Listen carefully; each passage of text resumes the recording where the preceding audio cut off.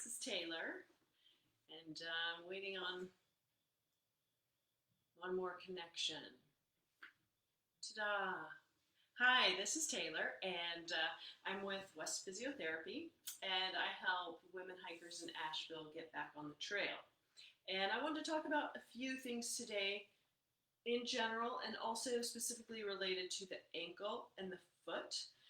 It's been on my mind a little bit. I posted a question yesterday, at least on Facebook, about has anybody ever broken their ankle or had ankle surgery, because I was curious.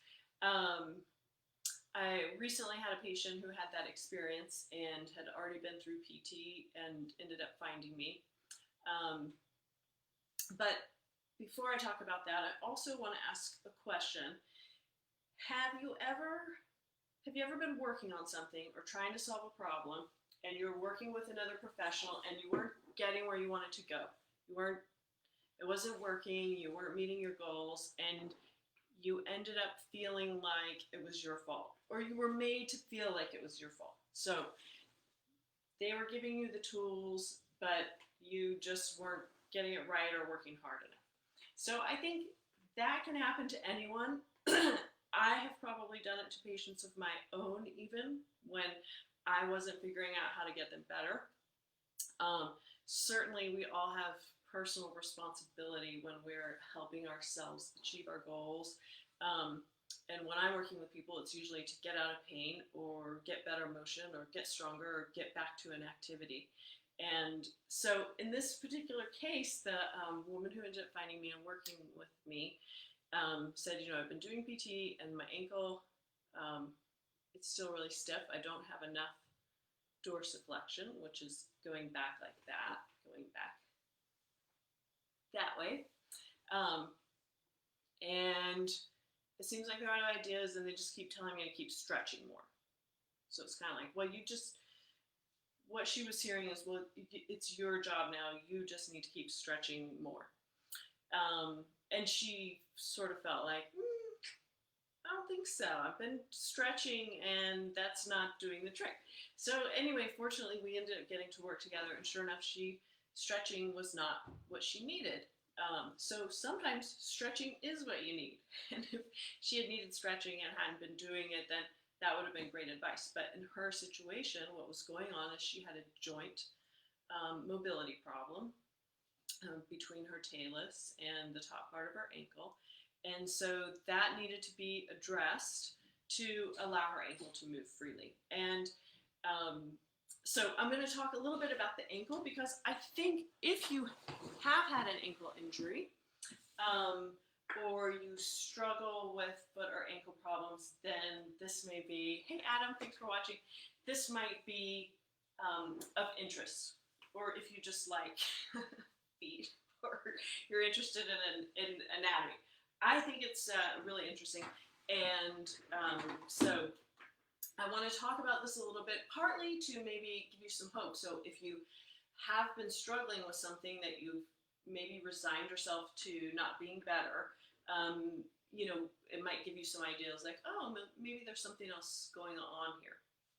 So I don't want to get into a lot of specifics, but basically at the ankle, okay, we've got two bones at the top, tibia and fibula, okay? And you can feel the little bones on the side. We kind of think of that as our ankle. This is the medial malleolus, lateral malleolus.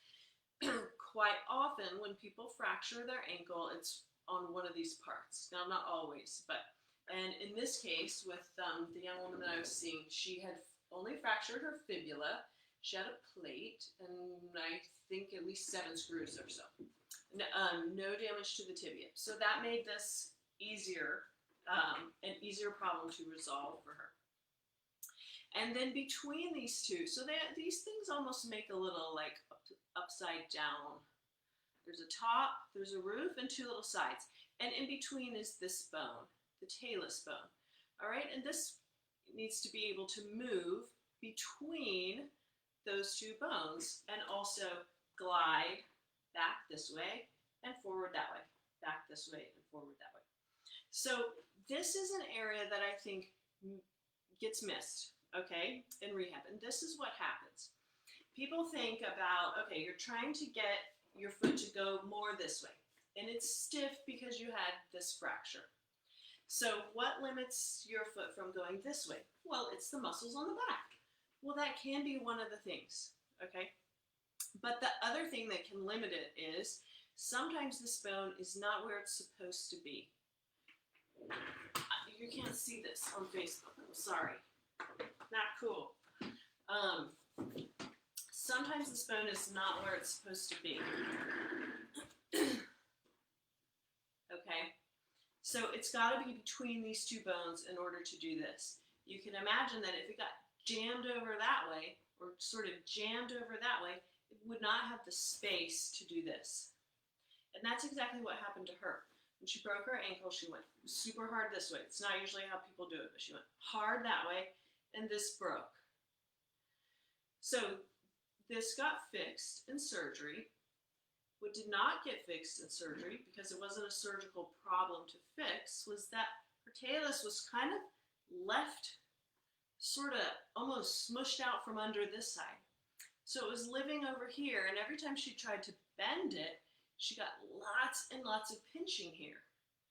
So there wasn't anything tight back here. She couldn't even get to this. All right, so this was pinching. All right, so this brings me to another thing that I think sometimes keeps people from getting the help they need. All right, one thing that sometimes keeps you from getting the help that you need is someone makes you feel like it's on you. You just haven't done the right thing. When it could be you just haven't found the right person to help you. And I'm not saying it's always me, but sometimes it's just somebody different than the person that you have. The other is that we get resigned and we think that this is the best it can be because I had surgery and I had PT, and those are the things that would help me get better after an ankle surgery. And so I've done all the things and I have to live with it. And it could just be you still haven't found all of the right help. You got so far, but maybe there's more.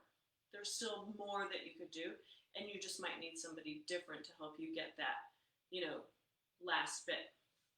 Okay, and here's the other thing that I think happens is we start to think that we should be able to fix these things on our own, okay? Partly because someone told us that we could. Just keep working at it. Just keep working harder, and eventually it will get better. Or sometimes people, and I love that people do this, they come in, they say, well, just give me some exercises so that I can go home and work on this on my own. That's awesome because, yes, we've got to be doing our own work and our own exercises, our own mobility, and all of that kind of stuff. But the thing that helped this woman go from 5 degrees to 30 degrees of dorsiflexion, which may not sound like a lot, but that's the difference between not being able to squat at all and being able to squat with both of your heels on the ground, is very specific joint mobilizations to her ankle, okay?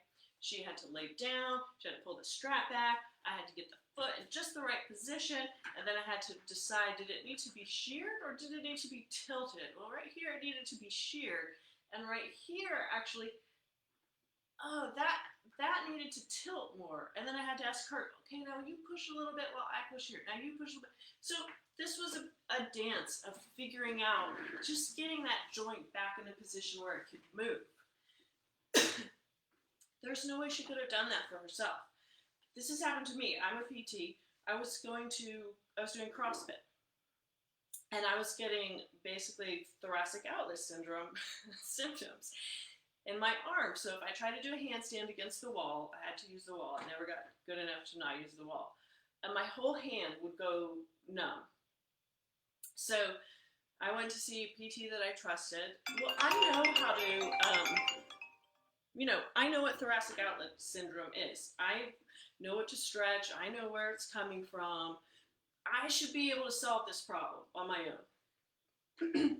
But I couldn't. I had to go see a PT, and that PT looked at me, and he got down. Oh, well, I had a rib, 6 was internally torsioned, and because of that, I couldn't extend my thoracic spine, and that was contributing. And all this stuff that I wasn't going to be able to sort it out on my own. Now, once I had a few little fixes, then okay, now the rest is on me. And just like in this situation,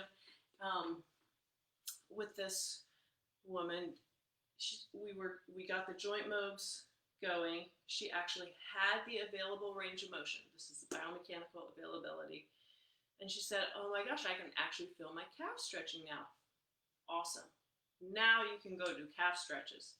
Now you can do the rest. Now you can do your balancing, and we can make sure you have the right plyometrics. But none of it was going to happen until she got that joint mobilization resolved. So it was a lot of fun, and I say that somewhat because this is something that I like treating, and I hate that people sometimes don't get this completely resolved when there's potential for it. But I don't say it to say that I always have all of the answers, because I could tell you plenty of stories where, not plenty, but the occasional story where it wasn't like a magic happy ending.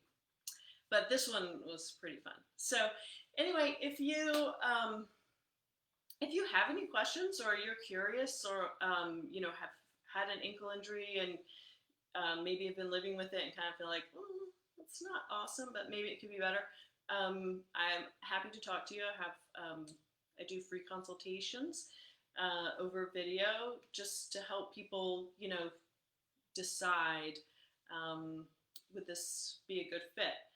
The great thing about where we live is we have a lot of options. We have a lot of options for health and medical care, and that is awesome. But it also means making sometimes a lot of difficult decisions and not knowing, what the best thing to do is. So anyway, I hope you found that interesting about the ankle, and I hope you have an awesome weekend. Thanks for watching. Bye.